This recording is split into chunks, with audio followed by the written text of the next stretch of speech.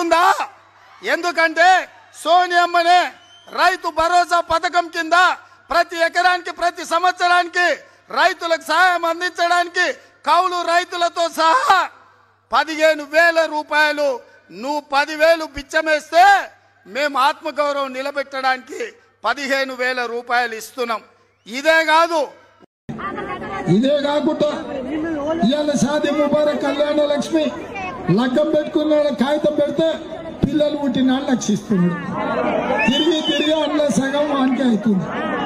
అందుకే ఈసారి ఆడబిడ్డలు లగ్గపత్రిక రాసుకోగానే దరఖాస్తు పెట్టుకుంటే తాళిగట్టకంటే 2 రోజుల ముందే వాళ్ళకు 1,00,000 రూపాయలతో పాటు ఆడబిడ్డలకు 1,00,000 కాదు ఆడబిడ్డలకు తులం బంగారం ఇచ్చే బాధ్యత పెళ్ళవుతున్న ప్రతి ఆడబిడ్డకు మా చెల్లెలు గట్టిగానే అవుతుంది.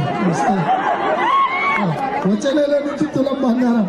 అందుకే ప్రతి ఆడబిడ్డకు తులం బంగారం ఇచ్చే బాధ్యత సోనియమ్మ తీసుకున్నది. ఆడబిడ్డల దగ్గర బంగారం ఉన్నప్పుడే ఈ తెలంగాణ బంగారు తెలంగాణ అవుతుంది. భరోసా పథకం కింద 15,000 కౌలు రైతులు కూడా ఇస్తాను. అది గుర్తింపు ఎట్లా అంటే ఇద్దరికి ఇస్తారా? యజమానికి ప్లస్ కౌలు రైతుకా, కౌలు రైతుకేనా? ఇప్పుడు స్పష్టంగా అందులో భూ యజమానికి మీకు అంటే మీరు ఎందుకు ఇంత క్లియర్ గా ఉన్నా కూడా మీకు అనుమానం వచ్చిందో స్పష్టంగా మళ్ళొక్కసారి చదివి వినిపిస్తాం. మీకు ఇందిరమ్మ రైతు భరోసా పథకం భూమి ఉన్న రైతులతో పాటు కౌలు రైతులకు కూడా ఏడాదికి ఎకరాకు 15,000, భూమి లేని ఉపాధి హామీ కూలీలకు ప్రతి ఏడాది 12,000. స్పష్టంగా ఏ మాత్రం శశపిశలు లేకుండా అనుమానం లేకుండా పదాలు అటు ఇటు కాకుండా పేర్చి కూర్చి ప్రజలకు స్పష్టంగా చెప్పినము. భూ యజమానికి వచ్చే 15,000 భూ యజమానికి వస్తాయి.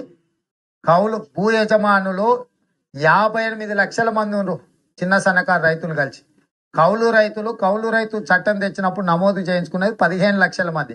ఒకవేళ ఇప్పుడు ఎవరైనా కొత్తగా వచ్చినా కూడా మళ్ళీ నమోదు చేసుకోవడానికి అవకాశం ఇచ్చి చట్టబద్ధత కాంగ్రెస్ పార్టీ చేసింది. సో వాళ్ళందరినీ తీసుకొని ఒక 60 లక్షలు రైతులు ఉన్నారు అనుకుంటే, ఒక 15 లక్షలు వీళ్ళు ఉన్నారు అనుకుంటే 75 లక్షల మంది అవుతారా, 80 లక్షల మంది అవుతారా, వాళ్ళందరినీ దృష్టిలో పెట్టుకొని ఈ పథకాన్ని మేము ముందుకు తీసుకురావడం జరిగింది.